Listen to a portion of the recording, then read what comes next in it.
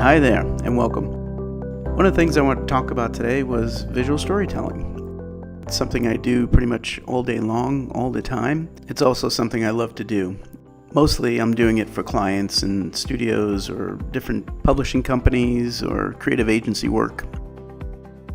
We own an independent creative studio and it keeps us really busy and we really do enjoy the work. However, a lot of the work can't always be shown either due to contractual agreements, NDAs, or the work is just not going to be released for quite a while. So one of the things that I can do is show you while working on a personal project my approach. I think it's the best way to just not have any barriers or any parameters and just draw.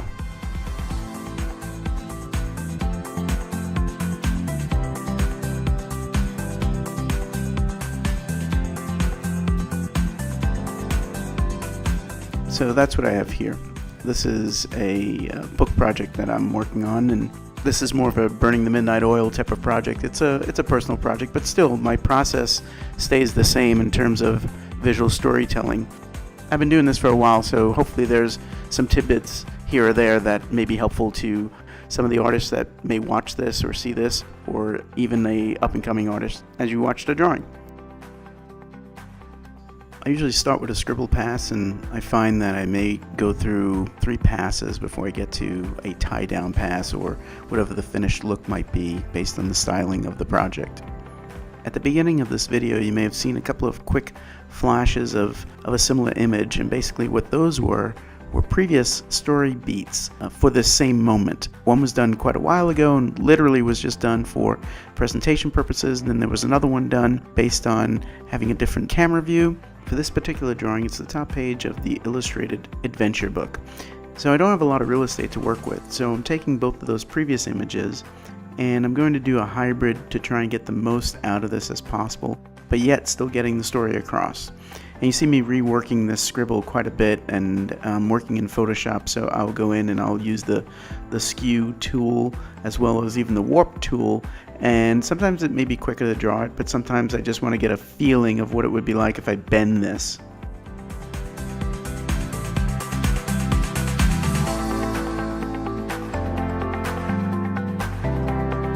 So after quite a bit of reworking our little tiki guy here, I finally have a pose that I'm feeling pretty good about. He's just snuck on this boat and he's trying to climb up these stairs. He's trying to get to the bridge. And the camera's inside the staircase looking out, so I'm going to be thinking about silhouette and where is going to be my light areas, where are going to be my dark areas, and how best to frame the action. Because he's terrified, even though his friends are aboard the boat, they don't realize that this is their friend because he's been turned into a tiki, and that's a whole nother story. But we can look at how I'm working with composition, layout, negative space, and these are things I can go deeper into, perhaps either on this video or another video. Even though it's a small image, the same principles apply, because many times I don't write down the steps. I've been doing them for so long now, the steps kind of stay the same. Whether it's animation, publishing, creative agency work, to get the idea of where I'm going, I use thumbnails a lot. You start with the scribble pass, you start working it up. Now that I've got a tie-down working, I'm going for the type of ink brush I'm going to use. In this one, we have a much rougher line that I'm using for the ink work.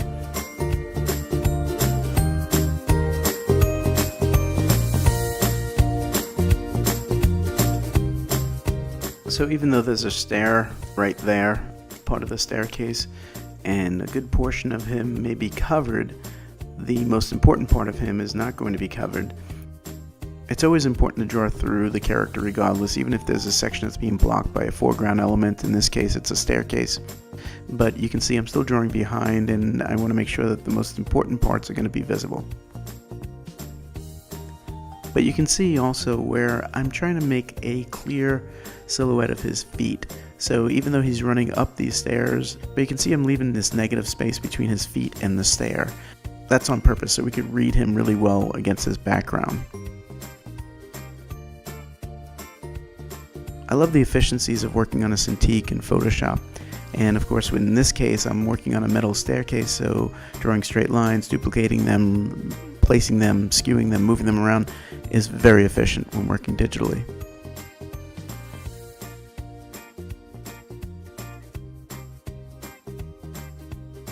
And I try and avoid parallels with this particular character design. It's a little bit tricky with his arms, so I'm offsetting them a little bit. It's the nature of the pose. I have to have them kind of stretched out here. So I use a different brush when scribbling in the initial characters, and this is a really nice brush I picked up many years ago, but I just really like it. I like the opacity. I like the way it flows. I like the build-up of it. I like how I can start light, very similar to a pencil, and build up on it. And even though these characters are in the background and they're going to be quite small in the actual page, again, my approach is the same. I'm trying to find really good silhouettes. I'm working within shapes. Each of these little ladies have their own unique shape. Each of their heads have a unique shape. Each of their bodies have a unique shape, but they're going to be overlapping.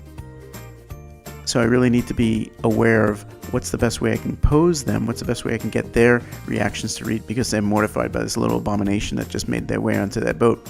But they're squeezed in between those two stairs that our camera's looking out at. So again, I'm really being cautious here with the limited real estate. Whenever I'm talking about real estate, I'm talking about the general space on the page, or the negative spaces between objects. Now that I have this character in a pretty safe area, I can go ahead and start really tying her down. And one of the beauties about working on a project like this is that you know what your characters look like.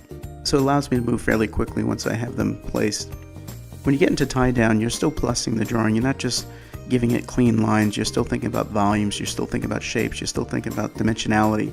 So you really want to plus what your rough pass was without compromising the spontaneity of the original rough pass.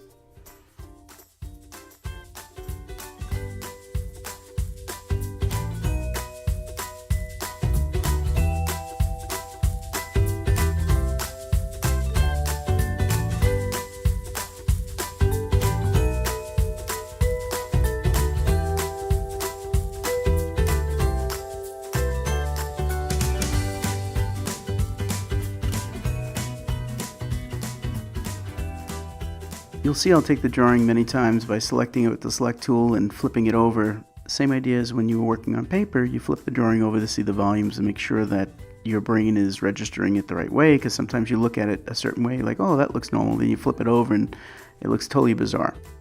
This is Georgia. She's a little bit off, so you can see I'm even drawing the eyes a little wonky. That's actually on purpose. Something's not quite right with Georgia.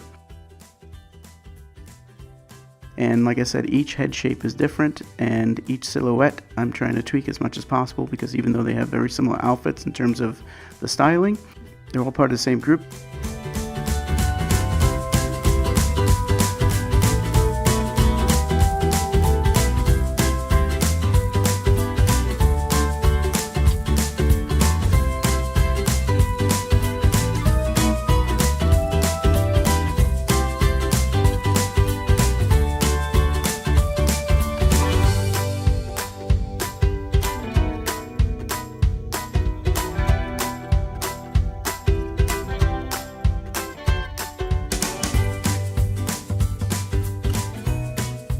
Okay, so now I have all my characters in place, and I've gone pretty deep into the tie down.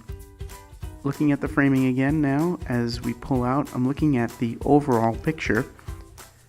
And again, as I draw the back part of the ship here, even though you're not going to see much of it, whatever I draw in the background should also support where I want the eye to look. So I'm using the back of the ship here to further frame out our action.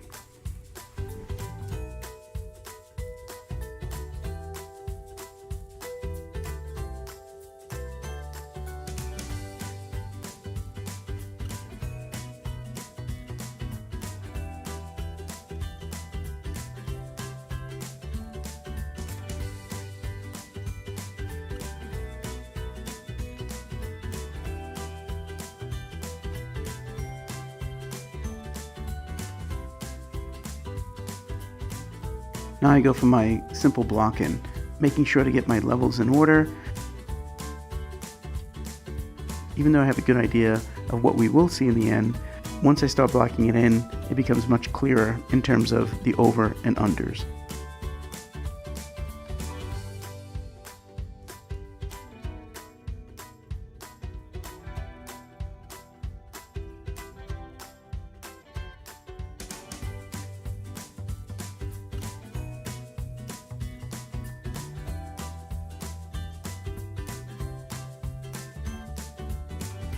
I've always loved to draw, I don't think of it as a job. Yes, it's hard sometimes. Yes, we have deadlines, and yes, there's stress. but for the most part, we're drawing. It's really great. And drawing for a living is really a blessing. And as artists, I always encourage, whether it's young artists, veteran artists, older artists, we're fulfilling our creative spirit every time we draw.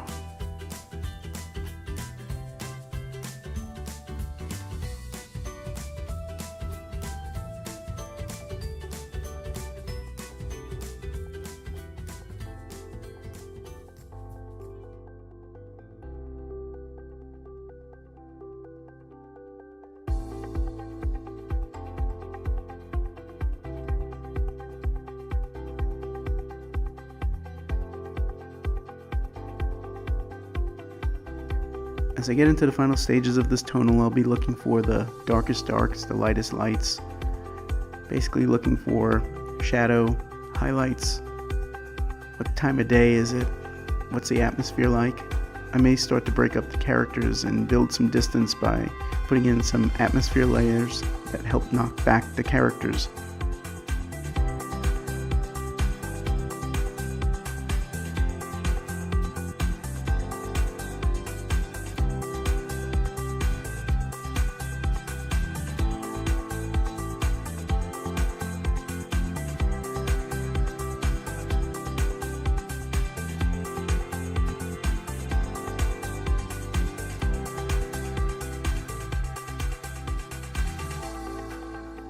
I'm working with the highlight layer and also a multiply layer. I really like using a multiply layer just because once you've blocked in all that flat tonal, you've separated out your characters.